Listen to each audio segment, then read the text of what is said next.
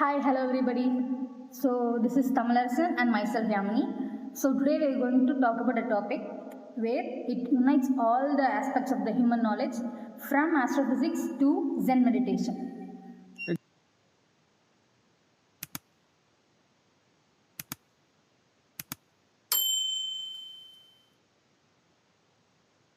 It sounds ambitious, Yami.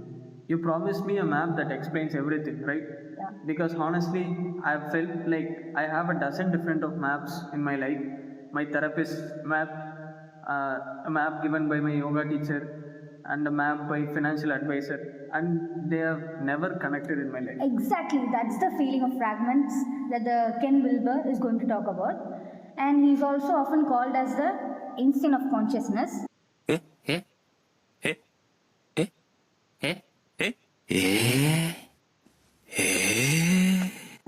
He's a modern philosopher that whom we are going to discuss. He set out to solve with his integral theory.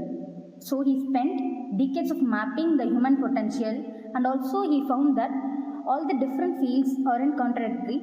They're just looking at different parts of the same reality. So it's less about picking the right perspective and more about lifting them all into one unified framework. Precisely, by this end of the video, you will have a framework called spectrum of consciousness to understand your own psychological and spiritual growth. Why people argue so much and where science and spiritual comes together. And this is the ultimate map of personal growth. So let's go into it. At the core of the Wilber's work is the idea the consciousness isn't a single point, it grows. It evolves into a permanent steps like climbing a ladder. We can start simple and move towards complex. A ladder makes sense. What are the major rungs? So he basically divided the ladders into three main stages. Like first the pre-personal stage. You can think of an infant. The first step the infant takes or the basic instincts or the basic urges that the baby has. It has no self-awareness. It's just impulse. Okay, that's instinctive primal self, like, got it. Okay, so next we move on to this personal stage. This is where the most adults humanity operates.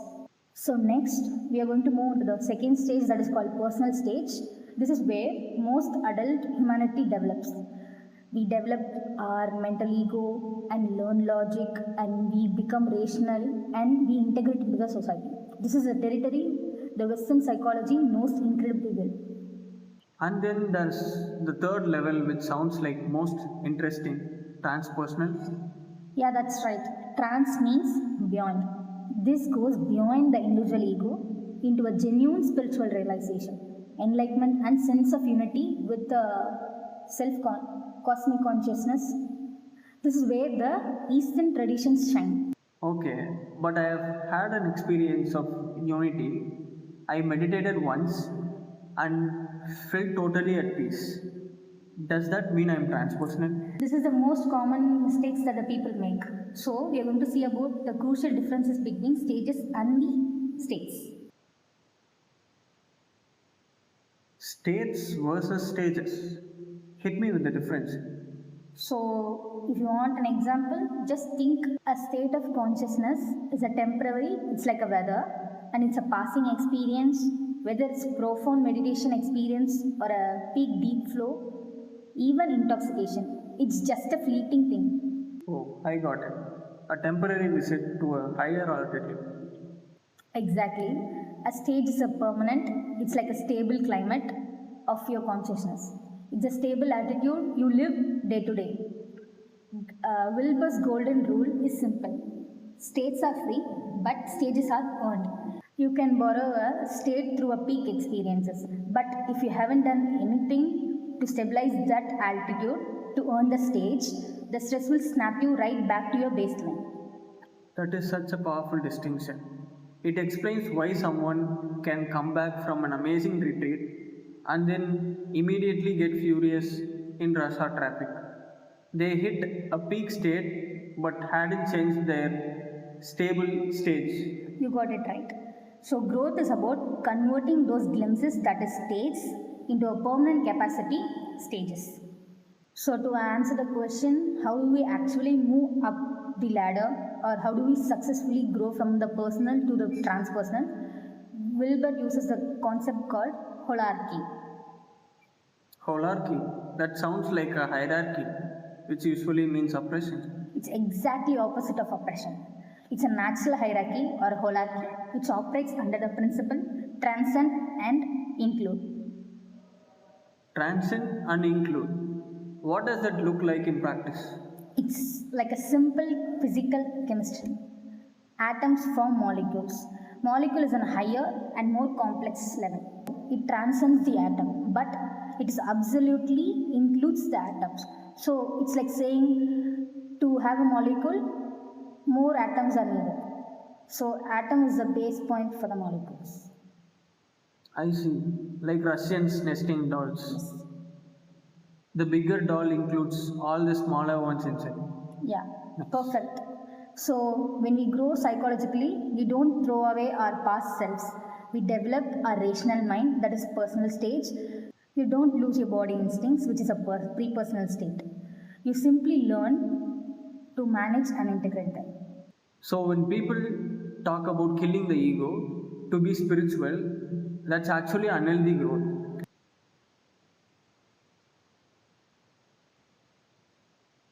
Precisely, that's a huge error called pre-trans fallacy. If you try to jump directly into a unity before even developing a healthy, functioning rational ego, you don't get a true enlightenment. You regress to the pre-rational impulses. You're trying to achieve transpersonal unity by mimicking pre-personal lack of self. Exactly. A truly spiritual transpersonal stage transcends the ego, but it includes its functional ability, logic, planning, and identity as a necessary tool. So you get to keep your mind, you just use it in a service of something bigger. As we now covered the ladders of growth, now the final piece of map, which is the 4 quadrants, Wilber realized that consciousness grows like a ladder, but every single moment of reality also has 4 essential dimensions. 4 dimensions. How is that different from 3 stages we just discussed?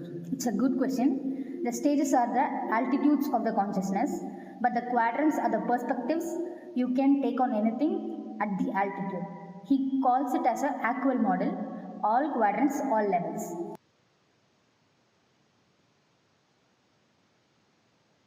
So now let's stick with the meditative example. We can't fully understand the monk's meditation without all 4 quadrants.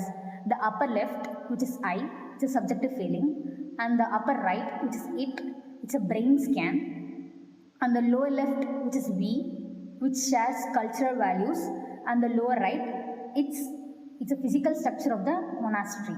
So if a scientist only looks at the brain scan, that is upper right, they miss the inner feelings, that is upper left, and the cultural context, that is lower left. So exactly, every field is just as specializing in one of these 4 quadrants. The integral approach says that you must look into all 4 quadrants before saying that you have a whole picture about something. That makes the map really comprehensive. But I remember you mentioning lines and types earlier. If stages are the height we grow to, what are those two? So this adds to the final layer of the map. Think of it this way. Stages are your altitude, but the lines of development are the specific stream of knowledge like cognitive, moral, and emotional. They explain the uneven growth among the people. Can you give an example of lopsided development? So absolutely, you can have a brilliant professor who is high in rational stage, in his cognitive line. He understands the complex maths and philosophy, but in his emotional line, he might stuck at a low, impulsive stage, making him terrible at managing stress or anything related to his emotions. Wow. So he's highly developed in one area, but severely undeveloped in other areas. That means the stages aren't enough to describe a person. Exactly. And finally, types are your style. They are the fixed personality traits like being an introvert or an extrovert. that exist in every single stage. So, an introvert at the high transpersonal stage is still going to seek peace through deep inner work, while an extrovert at the same stage might express unity by hosting large community gatherings, same height, different style. Yeah, that's perfect. That's a full Aquel model, all quadrants, all levels, all lines, and all types.